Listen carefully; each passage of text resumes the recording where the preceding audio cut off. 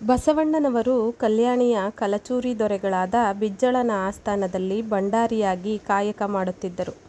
ಕಲ್ಯಾಣಕ್ಕೆ ಬಂದ ನಂತರ ಬಸವಣ್ಣನವರು ತಾವು ಕಾಯಕ ಮಾಡುತ್ತಲೇ ತಮ್ಮ ಧಾರ್ಮಿಕ, ಸಾಮಾಜಿಕ ಕಾರ್ಯಗಳಿಂದ, ವಚನಗಳ ಮೂಲಕ, ತಮ್ಮ ತತ್ವ ಸಿದ್ಧಾಂತಗಳ ಮೂಲಕ ಪ್ರವರ್ಧಮಾನಕ್ಕೆ ಬಂದರು. ಬಸವಣ್ಣನವರ ಕೀರ್ತಿ ದಿನದಿಂದ ದಿನಕ್ಕೆ ಹೆಚ್ಚಾಗುತ್ತಾ ಹೋದಂತೆ ಇವರ ವಿರೋಧಿಗಳ ಗುಂಪಿನವರು ಒಳಗೆ ಇವರ ವಿರುದ್ಧ ಪಿತೂರಿ ಮಾಡಲು ಆರಂಭಿಸಿದರು. ಬಸವಣ್ಣನವರಿಗೂ ಬಿಜ್ಜಳನ ನಡುವೆ ಅವಿನಾಭಾವ ಸಂಬಂಧವಿತ್ತು. ಬಸವಣ್ಣನವರನ್ನು ಬಿಜ್ಜಳ ಬಹಳ ಹತ್ತಿರದಿಂದ ಕಂಡಿದ್ದನು.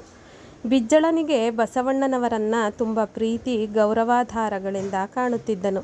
ಬಿಜ್ಜಳನು ಪ್ರತಿಯೊಂದು ವಿಚಾರದಲ್ಲೂ ಬಸವಣ್ಣನವರ ಸಲಹೆಗಳನ್ನು ಕೇಳುತ್ತಿದ್ದನು. ಯಾವುದೇ ವಿಚಾರಗಳನ್ನು ಮುಕ್ತವಾಗಿ ಚರ್ಚಿಸುತ್ತಿದ್ದನು ಮತ್ತು ಬಸವಣ್ಣನವರಿಗೆ ಹೆಚ್ಚು ಹೆಚ್ಚು ಜವಾಬ್ದಾರಿಯನ್ನು ಬಿಜ್ಜಳನು ನೀಡುತ್ತಾ ಬಂದಿದ್ದನು.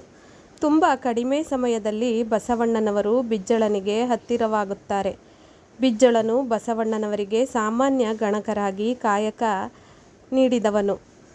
ಅವರ ಬುದ್ಧಿವಂತಿಕೆ, ನಡತೆ, ನಿಷ್ಠಾಗುಣ, ವ್ಯಕ್ತಿತ್ವ, ವಾಕ್ಚಾತುರ್ಯ, ಅವರಲ್ಲಿದ್ದ ದೈವಾಂಶ ಗುಣದಿಂದ ಒಂದಾದ ನಂತರ ಒಂದರಂತೆ ಅವರ ಕಾಯಕದಲ್ಲಿ ಬಡ್ತಿ ನೀಡಿ ಗಣಕರಿಂದ ಭಂಡಾರಿ, ಭಂಡಾರಿಯಿಂದ ಅರ್ಥಮಂತ್ರಿಯನ್ನಾಗಿ ಮಾಡಿ ಆಸ್ಥಾನದಲ್ಲಿದ್ದ ಭಂಡಾರದ ಜವಾಬ್ದಾರಿಯನ್ನು, ಅರ್ಥವ್ಯವಸ್ಥೆ, ಆರ್ಥಿಕ ಆಯವ್ಯಯ, ಆರ್ಥಿಕ ಜವಾಬ್ದಾರಿಯನ್ನು ಬಿಜ್ಜಳನು ಅವರಿಗೆ ನೀಡಿದ್ದನು.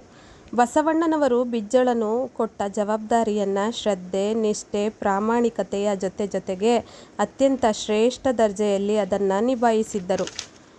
ಬಸವಣ್ಣನವರೇ ಹೇಳಿರುವಂತೆ ಕಾಯಕವೇ ಕೈಲಾಸ. ಈ ವಾಕ್ಯದ ಅರ್ಥ ತಾನು ಮಾಡುವ ಕೆಲಸದಲ್ಲಿ ಸ್ವರ್ಗವನ್ನು ಕಾಣಬೇಕು. ಕೈಲಾಸ, ಸ್ವರ್ಗವೆಂದರೆ ಇಷ್ಟ ಸುಖಕ್ಕೆ ಹೋಲಿಸುತ್ತಾರೆ. ತನ್ನ ಕೆಲಸದಲ್ಲಿ ಸುಖವನ್ನು ಕಾಣಬೇಕಾದರೆ ಅವರು ಮಾಡುವ ಕೆಲಸವನ್ನು ಅಥವಾ ವೃತ್ತಿಯನ್ನು ನಿಷ್ಠೆ, ಶ್ರದ್ಧೆ, ಭಕ್ತಿಗಳಿಂದ, ಇಚ್ಛಾಶಕ್ತಿಯಿಂದ ಮಾಡಿದರೆ ಸಿಗುವ ಫಲವು ಕೈಲಾಸಕ್ಕೆ ಸಮವಾಗಿರುತ್ತದೆ.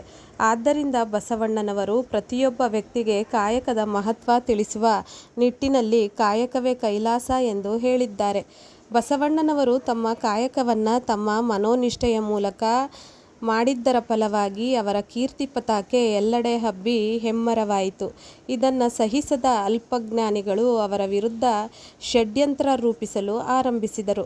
ಬಸವಣ್ಣನವರ ಏಳಿಗೆ ಸಹಿಸದ ಮತ್ತು ಬಿಜ್ಜಳನೊಂದಿಗೆ ಅವರ ಆಪ್ತ ಸಂಬಂಧವನ್ನು ಸಹಿಸದ ಬಸವಣ್ಣನವರ ವಿರೋಧಿಗಳು ಬಿಜ್ಜಳನಿಗೆ ಬಸವಣ್ಣನವರ ವಿರುದ್ಧ ಎತ್ತುಗಟ್ಟುವ ಕಾರ್ಯಗಳನ್ನು ಆರಂಭಿಸಿದರು. ಬಸವಣ್ಣನವರ ವಿರುದ್ಧ ದೊಡ್ಡ ಹುನ್ನಾರವನ್ನೇ ಆರಂಭಿಸಿದ ಅವರು ಬಿಜ್ಜಳನಿಗೆ ಒಂದಾದ ಮೇಲೆ ಒಂದರಂತೆ ಚಾಡಿಗಳನ್ನು ಹೇಳಲು ಆರಂಭಿಸಿದರು.